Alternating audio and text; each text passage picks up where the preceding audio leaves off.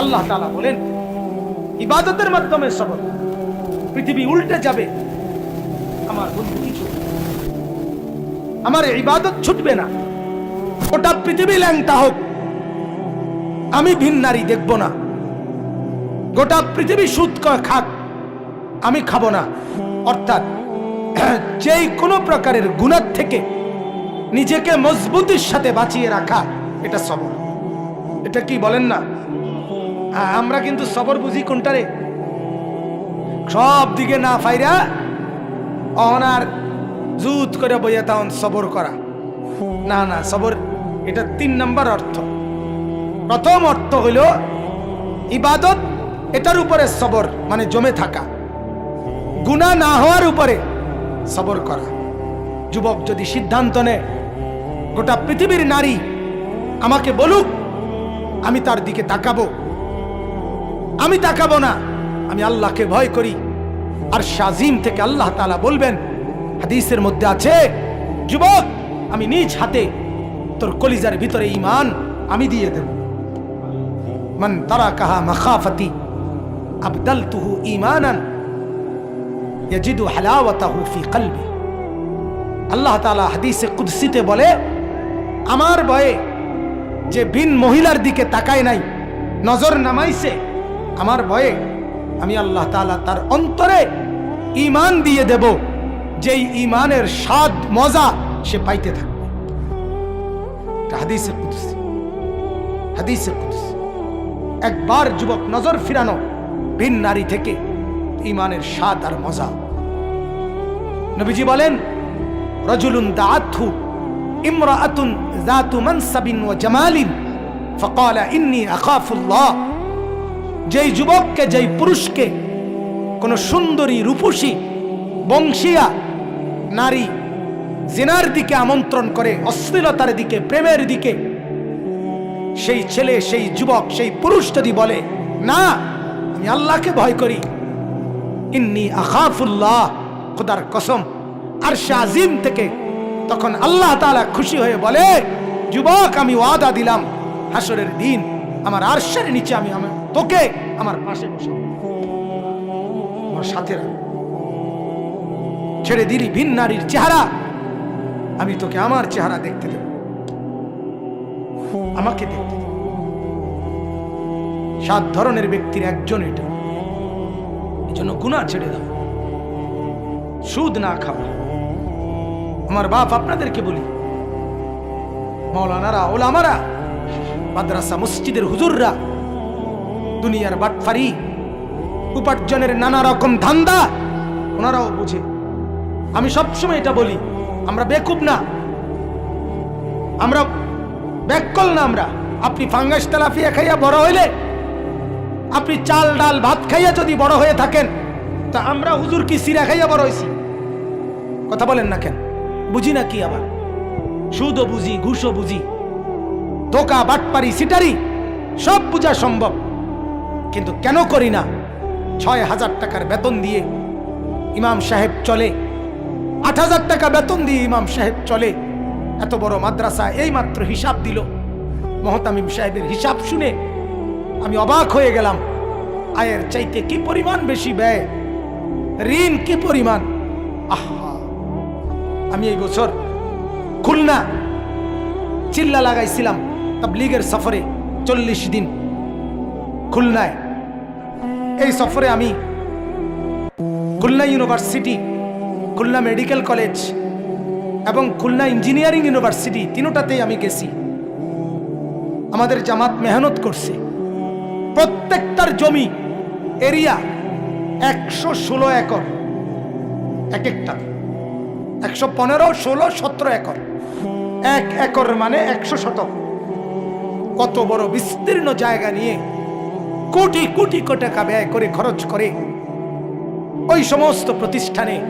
আর আমাদের এক একটা মাদ্রাসায় বছরে সামান্য কিছু টাকা, অল্প কিছু উপার্জন দিয়ে না খেয়ে না দে মালিকের 30 দিন, মালিকের 365 দিন কাটায় শুধু একটা আশায় বুক বেঁধে, যে মাওলা দুনিয়া যা দিলেন দিলেন না, হাসরের ময়দানে জান্নাত দিয়ে পুরায় দিলেন। এই আসে। আমরা বোকা না, আমরা বুঝি, আমরা বুঝি। আমরাও একটা বড় লোভে আছি, আমরা একটা বড় লোভে আছি। তোমার লোভ 60 বছরের, আমার লোভ অনন্তকালের। তুমি লোভ করো 60 বছরের, আমি লোভ করি অনন্তকালের। তুমি ভোগ করো দুনিয়া 60 বছর, আমি ভোগ করব জান্নাত অনন্তকাল, ইনশাআল্লাহ। ইনশাআল্লাহ। এজন্য গুনাহ থেকে বেঁচে থাকা, গুনাহ থেকে বেঁচে থাকা। আজকে মা বাপ সন্তানকে গুনাহ থেকে বাঁচাবার কোনো ফিকির নেই। সারা রাত একই ঘরে মা বাপ থাকে, পাশের ঘরে ছেলে উলঙ্গ ছবি দেখে, সারা রাত নর্তকীর নাচ দেখে, ফজরের নামাজ দিনকে দিন, মাসকে মাস, বছরের পর বছর পড়ে না। স্বামী আছে অথচ স্ত্রী ফজর পড়ে না। বাপ মা আছে, ছেলে মেয়ে নামাজ পড়ে না। আমার একটা কলজার ব্যথা, আমার মনে হয় যে আমার ব্যক্তিগত কথা, আমার মনে হয় যেই ঘরে ছেলে মেয়ে ফজর নামাজ, 5 ওয়াক্ত নামাজ, বিশেষ করে ফজরের নামাজ পড়ে না, ওই ঘরে মা বাপ নাই, ওই ঘরের ছেলে মেয়ে এতিম এতিম। যেই ঘরের মহিলা ফজরের নামাজ পড়ে না, ওই ঘরের স্বামী নাই, ওই মহিলা বিধবা। স্বামী থাকলে স্ত্রী বেনামাজি হয় কেন? বাপ মা থাকলে সন্তান বেনামাজি হয় কেন? আমার মা, সারা জীবন দেখছি মাকে। আমরা 5 ভাই 3 বোন। আমার ছোট ভাই এখানে আছে, আপন ছোট ভাই হাফেজ মাওলানা। মারে দেখছি স্কুলের যে ঘন্টা বাজায়, মা এই ঘন্টা আনছে আমগর রোমে রোমে গিয়া ফজরের ওয়াক্তে মা এরকম ঘন্টা বাজায় বাজায়া বেল পিটটা পিটটা আমগরে উঠাইতো টুম টুম টুম টুম করে। যতক্ষণ পর্যন্ত না উঠতাম মা আমার থামতেন না, যতক্ষণ ফজরের জন্য বের না হতো। কোথায় মা? অতএব রাত হয়ে গেছে, আমি আর বাড়াইলাম না, কিন্তু সবর বলে গুনাহ থেকে নিজেকে বাঁচিয়ে রাখা। 3 নাম্বার, আসসাবরু আলা শাদাইদ ওয়াল মাসাইব।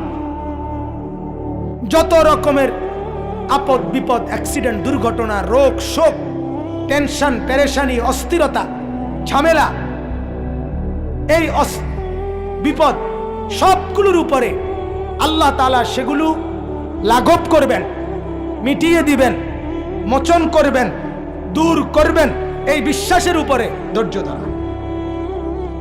রাত সকাল হবেই, সকাল রাত হবেই। অতএব জ্বর ভালো হইবেই, মাথা ব্যথা এটা যাইবেই, পেটের সমস্যা এটা ঠিক হয়ে যাবে। এটা বিশ্বাস করা, সবর করা, সবর করা। যদি লম্বা সময়ও থাকে তো এটাও নিশ্চিত মৃত্যুর মাধ্যমে হলেও এই মুসিবত শেষ হবে। ঠিক কিনা বলেন না কেন? কিন্তু এই মুসিবতের সমাপ্তি আছে, কোনো সন্দেহ নেই। হতে পারে চূড়ান্ত সমাপ্তি মৃত্যু। আর মৃত্যু পর্যন্ত যদি আমি সবরের সাথে মুসিবতে টিকতে পারি, চোখ বন্ধ হলেই দুনিয়াবাসী দেখবে আমার চোখ বন্ধ হয়েছে, আর আসমানওয়ালারা দেখবে আমার চোখ জান্নাতের জন্য খুলে গেছে।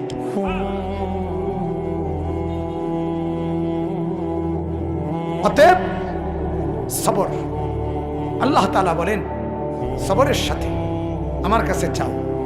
শিরাকা না আলাই, জুতার ফিতা ছিঁড়ে গেলেও নবীজি বলছে আল্লাহর কাছে বলো। ইযা সাআলতা ফাসআলিল্লাহ, কিছু চাও আল্লাহর কাছে। নবীজি বলছে ইযা ইসতাআনতা ফাসতাইন বিল্লাহ, সাহায্য প্রার্থনা করো আল্লাহর কাছেই করো।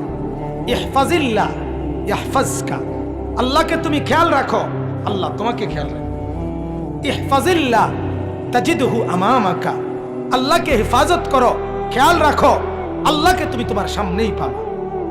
নবীজি বলছে, নবীজি বলছে। অতএব আমরা আল্লাহর কাছ থেকে যা পেতে চাই তার জন্য প্রথম শর্ত কি করতে হবে বলেন না? সবর। কি করতে হবে বলেন? সবরের 1 নাম্বার অর্থ কি? ইবাদতের উপরে টিকে থাকা। 2 নাম্বার অর্থ কি? গুনাহ ছেড়ে দেওয়ার উপরে টিকে থাকা। 3 নাম্বার অর্থ কি? যে কোনো মুসিবতে ধৈর্য ধারণ করা। এই তিনটা মিললে হয় সবর। ত্রিভুজ, তিন বাহু মিললে হয়। আমার শায়েখ আল্লামা মুফতি মুশতাকুন নবী সাহেব বলে, তিন জিনিস, গুনাহ ছেড়ে দেওয়া, আর করবেন না ওয়াদা দেওয়া, লজ্জিত হয়ে ক্ষমা চাওয়া, এই তিনটা মিললে হয় তাওবা। হযরত প্রায় উদাহরণ দিয়া বলে যে এই কাগজে যদি কেউ লেখে চ আকার চা, তাইলে কোনো চা না, এটা লেখছেন আর কি।